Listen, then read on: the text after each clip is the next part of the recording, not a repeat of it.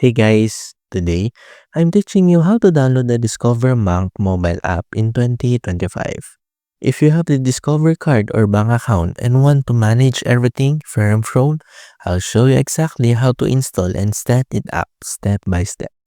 Let's get started.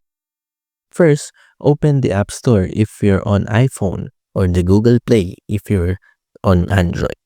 In the search bar, type Discover Mobile. Look for the official app with the orange Discover logo by Discover Financial Services. Then tap Install or Get. Once it finishes downloading, tap Open to launch the app. On the home screen, tap Login if you already have an account or register your account if you're new. If you're logging in, enter user ID and password. Then tap Login. If you're registering, follow the steps to verify your account, create login details, and set up Face ID or fingerprint unlock for extra security. Once set up, you can check balances, view transactions, and make payments, or transfer funds right from the app. And that's how download and install the Discover Bank mobile app in 2025.